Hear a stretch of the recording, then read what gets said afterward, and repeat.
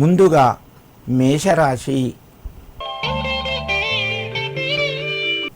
ఈ రాశి వారికి ఈరోజు కొంత అనుకూలంగా చెప్పుకోవచ్చును. వ్యవహారాలు కలిసి వస్తాయి. రుణపరంగా కొంత మీకు అందుతుంది ధనము.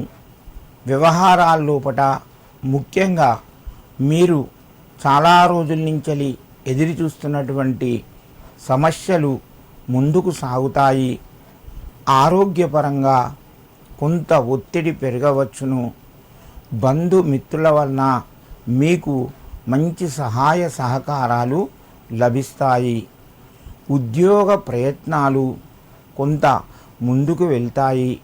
ఉద్యోగస్తులకు ఈరోజు అనుకూలంగానే చెప్పుకోవచ్చును. ఈ రాశివారు ఈరోజు లక్ష్మీదేవికి అష్టోత్తర నామాలు చదువుకొని ఆవు నెయ్యితో దీపం వెలిగించి నమస్కరించండి. మరింత శుభయోగం కలుగుతూ ఉంటుంది. వృషభ రాశి. ఆర్థిక వ్యవహారాలు చక్కబడతాయి.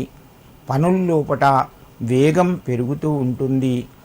నూతన అవకాశాలు ముందుకు వస్తాయి. బంధువుల యొక్క సహాయ సహకారాలు ఉంటాయి. ఉద్యోగస్తులకు ఒత్తిడి పెరుగుతుంది.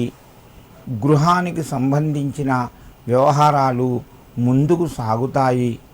శుభ కార్యక్రమాల్లోపట పాల్గొంటారు.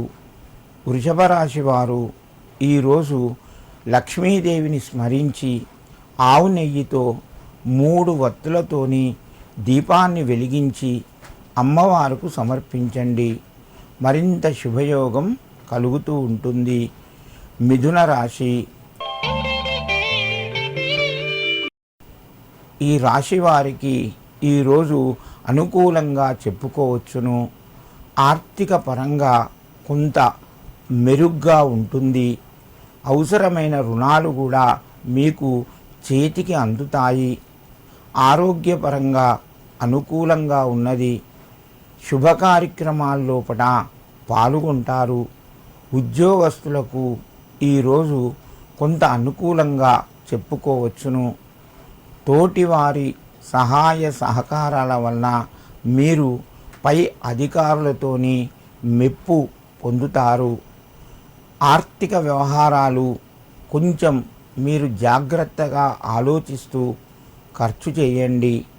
మిథున రాశి వారు ఈరోజు లక్ష్మీ వెంకటేశ్వరాయ నమః అని చెప్పి స్మరించుకొని 3 వత్తులతోని దీపాన్ని వెలిగించి ఆ స్వామివారికి అమ్మవారికి సమర్పించి మీ కార్యక్రమాలు ప్రారంభించండి.